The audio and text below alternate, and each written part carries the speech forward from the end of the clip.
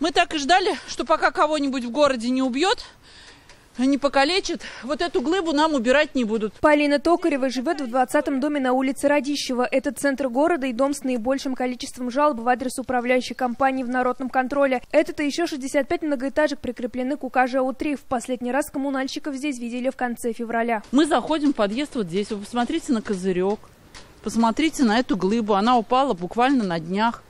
То есть все это время, всю эту зиму мы ходим, видим вот эту глыбу. У меня есть фотографии, когда она появилась, то есть это в начале зимы.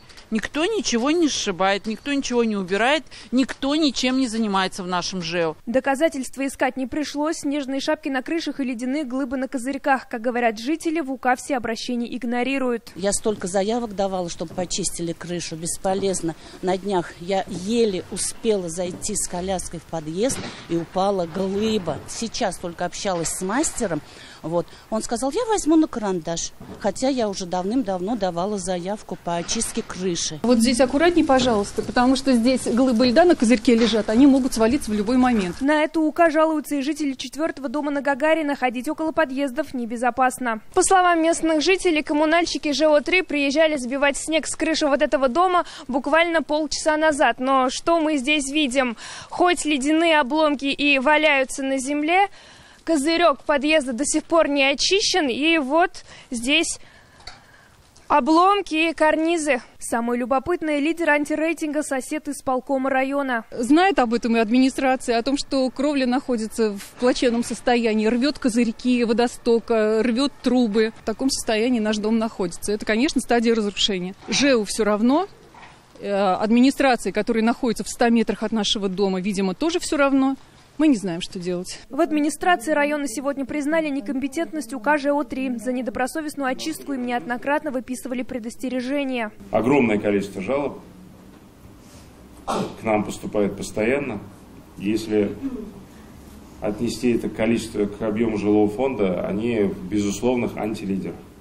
Кроме того, если мы поднимаем рейтинг народного контроля, вот те месяца, по которым рейтинговые замеры качества их работы были осуществлены, к сожалению, тоже они, показатель у них ниже 3.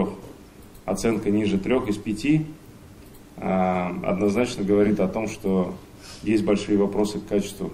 Но почему даже после многочисленных предупреждений УК не чистит крыши? Вот как они прокомментировали ситуацию. В УК ЖЭУ-3 на обслуживании находится большая часть домов со скатными крышами города. Обслуживание таких домов ввиду привлечения спецтехники высокозатратно. В то же время дома малоэтажные и малобюджетные. Они пришли на обслуживание УК ЖЭУ-3 после обанкротившихся УК города. Большинство с серьезным недоремонтом и требующие больших затрат на приведение в порядок. После нашего визита к дому на Радищева подъехали экологи, рассказали, по этому адресу выезжают ежедневно. 5 марта приглашали руководителя ЖЭУ-3 в департамент. На сегодняшний день на сотрудников управляющей компании ЖЭУ-3 составлен протокол об административном правонарушении, в частности, несвоевременной очистки кровли здания.